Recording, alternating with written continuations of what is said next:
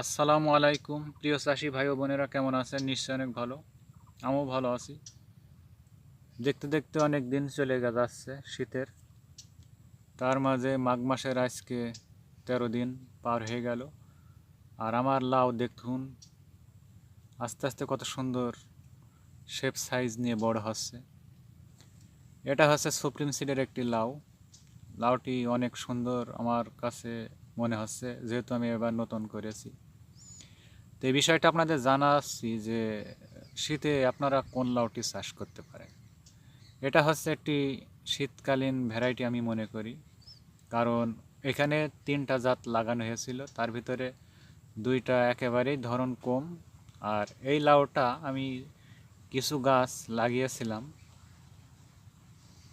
কিছু গাছ বলতে বেশিরভাগ এইটাই, আর অন্য 2টা কম। কারণ ওই 2টা যদি বেশি থাকতো আমার পুরা চালানটাই লস হয়ে যেত। আর এটা চাষ করে আমি লাভবান আমি মনে করি, কারণ শীতের সময় এত লাউ আসে না। আর দেখতে পাচ্ছেন লাউগুলো কত সুন্দর শেপ সাইজ নিয়ে বড় হচ্ছে, চকচকে ফ্রেশ। এখানে শীতের আগে লাউটি চাষ করা হয়েছিল এবং পুরা পৌষ মাসের ভিতরে বানে উঠেছিল। আর এখন মাঘ মাসের আজকে 14 দিন, দেখুন লাউ কত সুন্দর ধরেছে। এর আগে এখান থেকে লাউ হারভেস্ট করা হয়েছে 10 কার্টুন লাউ, এখানে বিক্রি হয়েছে 10 কার্টুনে 30 পিস করে দেওয়া হয়েছে। সেই হিসাবে এখনও যে লাউ আছে সেটা আপনারা বলতে পারেন যে ভালো ফলন। কারণ আমি যে জায়গাটায় এখানে ক্যামেরাটা রেখেছি, এই জায়গাটায় 18টি লাউ আছে, সেটা আপনারা গুনতে পারেন। আমি এখানে গুনেছি।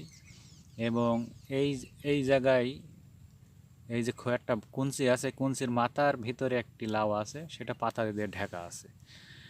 তো এই হচ্ছে সুপ্রিম সিডের এই লাউটি। শীতের সময় আপনারা চাষ করতে পারেন, এই লাউটি খুবই ভালো আমি যেটা পেয়েছি।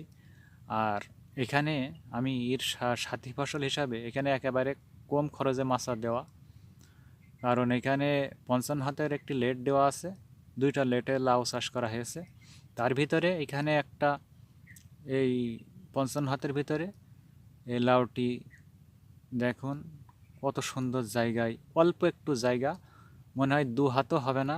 55 হাতের এই লেটটার ভিতরে 2 হাত জায়গা এখানে হবে না।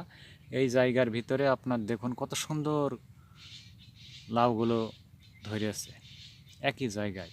এরম প্রত্যেকটা জায়গায় কম বেশি ধরেছে।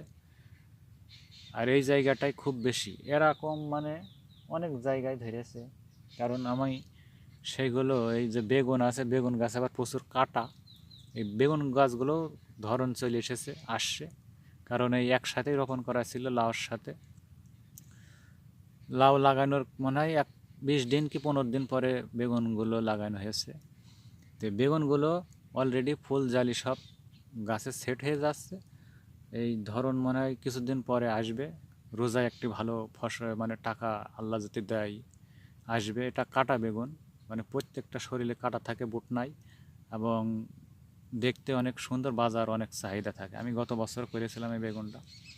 তো এবার বেগুনের লাইনটা দিয়েছি 6 হাত পর পর, মানে এইখানে একটা লাইন আছে, এই যে ডাইন হাতে এই বেয়ার আর এই মাঝখানে এই এই একটা, এই 6 হাত পর পরে একটি লাইন আছে।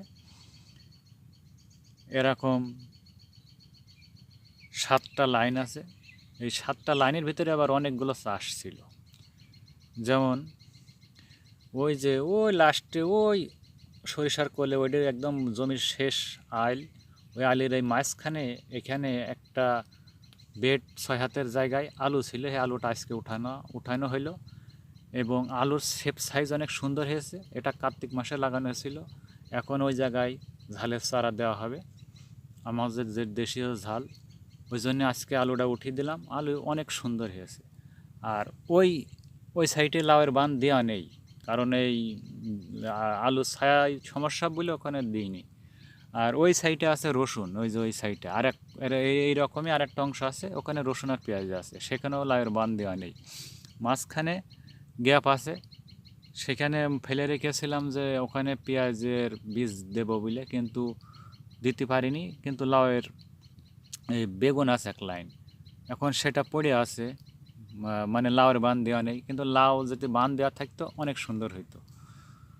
কিন্তু সেখানে আমি এখন মনে করছি এখানে হয় বেগুনের বীজ দেব, এই ঝালের বীজ, না হলে আগাম ধনিয়ার পাতা দিয়ে দেবো, যেহেতু রোজা রমজান চলে আসছে। তো এইভাবে লাউ চাষ যদি আপনারা করতে পারেন অল্প জায়গায়, শীতের সময় একটি ভালো দাম পাওয়া যায় লাউয়ের। ধরন কম হলেও আমি দেখছি এই লাউটার ধরন কম না, বেশি। আপনারা শীতের সময় এই সুপ্রিম সিডের এই লাউটি আপনারা চাষ করতে পারেন, অনেক সুন্দর দেখতে এবং সাইজও অনেক সুন্দর। এই বিষয়টা আপনাদের জানালাম। সবাইকে আমার সালাম, আসসালামু আলাইকুম।